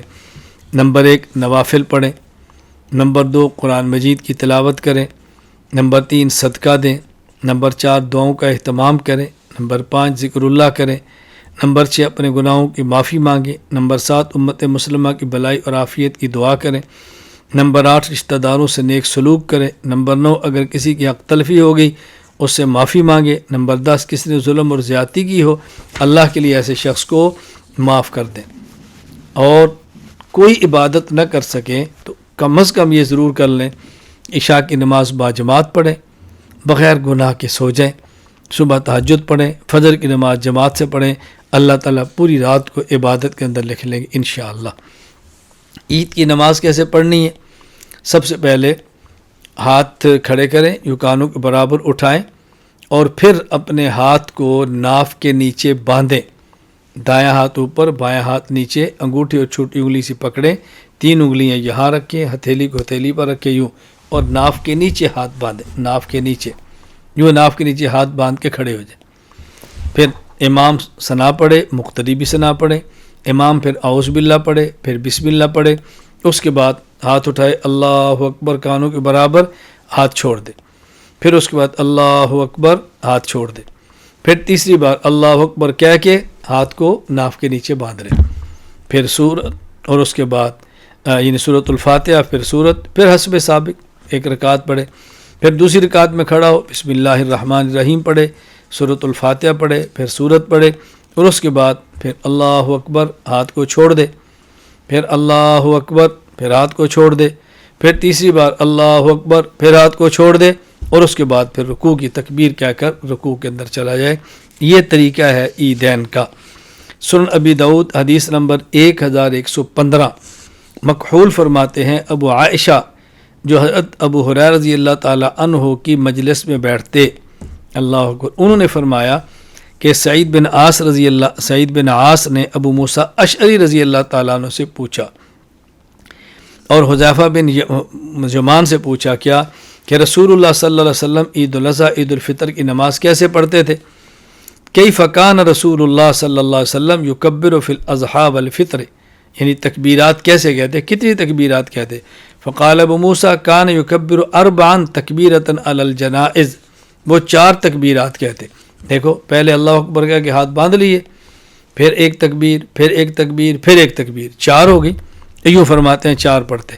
فقال ابو موسیٰ کذالک کنت اکبر فی البصرہ حیث کنت علیہم، حضرت ابو موسیٰ کہتے ہیں میں بصرے کا گورنر تھا تو میں اسی طرح عید پڑھایا کرتا، اسی طرح عید کی نماز۔ وقال ابو عائشہ وانا حاضر سعید بن العاص، ابو عائشہ فرماتے ہیں کہ جب سعید بن عاص نے موسیٰ اشعری سے پوچھا، حذیفہ بن یمان سے پوچھا، تو میں ان کے پاس موجود تھا۔ بہرحال یہی طریقہ ہے جو میں نے آپ کی خدمت میں عرض کیا۔ مصنف عبد الرزاق حدیث نمبر 7927 حضرت عبداللہ بن عمر رضی اللہ عنہما، یہ میں پہلے بتا چکا ہوں۔ تکبیرات عیدین میں آپ نے ہاتھ کو اٹھانا ہے، رفع الیدین، ہاتھ اٹھانا ہے۔ سنن طحاوی میں ہے باب رفع الیدین عند رؤیت البیت، حضرت ابراہیم نخعی فرماتے ہیں ترفع الایدی فی 7 مواطن، 7 مقامات پر رفع الیدین کرنا ہے۔ نمبر 1 فی افتتاح الصلاۃ، نماز کے شروع میں۔ نمبر 2 فی التکبیرۃ للقنوت فی الوتر، وطر کے وقت، وطر میں دعائے قنوت کے وقت۔ نمبر 3 فی العیدین، عید الاضحیٰ، عید الفطر۔ نمبر 4 وعند استلام الحجر، حجر اسود کو یوں سلام کرنا۔ نمبر 5 وعلی الصفا والمروہ، صفا اور مروہ، وبجمع وعرفات، مزدلفہ میں اور عرفات میں، وعند المقامین عند الجمرتین، اور دو جمروں کے بعد جب ٹھہرتے ہیں تب بھی دونوں ہاتھ اٹھانا۔ مرقات المفاتیح میں ملا علی قاری فرماتے ہیں واتفقوا علی رفع الیدین فی التکبیرات، فقہاء کرام کا تکبیرات عیدین میں ہاتھ کو اٹھانا، رفع الیدین کرنا، یہ متفق مسئلہ ہے۔ خواتین عیدگاہ نہ جائیں، خواتین عیدگاہ نہ جائیں، مرد عیدگاہوں میں جائیں اور جا کر عید پڑھیں، خواتین گھر میں رہ کر مردوں کے کھانے کی تیاری کریں، اللہ ان کو بھی اجر عطا فرمائے گا۔ مصنف ابن ابی شیبہ باب من کرہ خروج النساء الی العیدین، حدیث نمبر 5845، عن ابن عمر رضی اللہ عنہما انہ کان لا یخرج نساءہ فی العیدین، حضرت عبداللہ بن عمر رضی اللہ عنہما اپنی عورتوں کو عیدین میں نہیں نکلنے دیتے تھے۔ مصنف ابن ابی شیبہ، اسی طرح ہشام بن عروہ عن ابی، یعنی حضرت عروہ بن زبیر بن عوام کے بارے میں فرماتے ہیں کہ عروہ بن زبیر انہ کان لا یدع امرأۃ من اہلہ تخرج الی فطر ولا اضحیٰ، وہ اپنے گھر والوں کو عید الفطر عید الاضحیٰ میں شرکت کی اجازت نہیں دیتے تھے۔ اسی طرح مصنف ابن ابی شیبہ میں ہے عبد الرحمن بن قاسم قال کان القاسم، قاسم بن محمد بن ابو بکر، اشد شیء علی العواتق لا یدعہن یخرجن فی الفطر والاضحیٰ، وہ عورتوں کو عید الفطر عید الاضحیٰ میں نہیں جانے دیتے تھے۔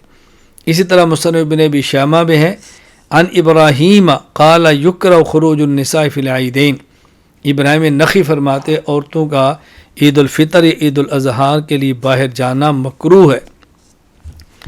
رمضان مبارک گزرا، عید کی نماز ہو گئی، اب رمضان کے بعد شوال، 2 شوال سے اب روزے ہیں، شوال کے 6 روزے، چاہیں تو 2-3 شوال مسلسل اکٹھے رکھ لیں، چاہیں تو وقفے سے 1 مہینے میں رکھ لیں، جس طرح بھی رکھ سکتے ہیں مرد بھی اور عورتیں بھی۔ اگر کسی شخص کے ذمے قضا روزے ہوں تو بہتر یہ ہے کہ پہلے قضا روزے رکھ لے اور پھر شوال کے 6 روزے رکھے، لیکن اگر کوئی شخص شوال کے 6 روزے رکھے اور قضا بعد میں رکھے تو یہ بھی جائز ہے۔ شوال کے 6 روزے رکھنا احادیث سے ثابت ہے۔ صحیح مسلم کتاب الصیام باب استحباب صوم 6 ایام من شوال، حضرت ابو ایوب انصاری رضی اللہ تعالیٰ عنہ فرماتے ہیں رسول اکرم صلی اللہ علیہ وسلم فرمایا من صام رمضان ثم اتبعہ 6 من شوال کان کصیام الدہر، جو شخص رمضان کے روزے رکھے پھر اس کے بعد شوال کے 6 روزے رکھے، اس نے گویا زمانے بھر کے روزے رکھنے کا اجر لیا ہے، زمانے بھر کے۔ دوسری حدیث مسند احمد حدیث نمبر 14302، حضرت ابو ایوب انصاری رضی اللہ عنہ فرماتے ہیں میں نے سنا رسول اللہ صلی اللہ علیہ وسلم کو ارشاد فرماتے ہوئے، آپ نے فرمایا من صام رمضان و6 من شوال فکأنما صام السنۃ کلھا، جس شخص نے رمضان کے روزے رکھے پھر شوال کے 6 روزے رکھے تو گویا اس شخص نے پورے سال روزے رکھے ہیں۔ اللہ اکبر، کیا مطلب پورے سال روزہ رکھنے کے؟ یعنی رمضان کا 1 مہینہ اور شوال کے 6 دن۔ قرآن کریم کے اندر من جاء بالحسنۃ فلہ عشر امثالھا، اللہ نیک عمل پر 1 نیک عمل پر 10 کا اجر دیتے ہیں، تو جب 6 رکھیں گے اور 6 پر 10 کا اجر ملے گا تو یہ 60 بنیں گے، 1 ماہ رمضان کا ہو گیا اور آگے 2 یہ ہو گئے، تو کل کتنے ہو گئے؟ مکمل سال کے اللہ اجر عطا فرمائے گا۔ رمضان کے مہینے کا بھی اللہ نے اجر دے دیا اور شوال کے رکھنے کی وجہ سے اللہ نے 2 سال کا اجر، 2 ماہ کا یہ اجر مل گیا، اور رمضان کا 10 گنا اجر ملا تو پورے سال کا اجر مل گیا، تو گویا پورے سال کا اجر اور ہر سال کے اجر سے زمانے بھر روزہ رکھنے کا اللہ تعالیٰ اجر عطا فرمائیں گے۔ اللہ تعالیٰ مجھے بھی اور آپ کو بھی عمل کرنے کی توفیق عطا فرمائے۔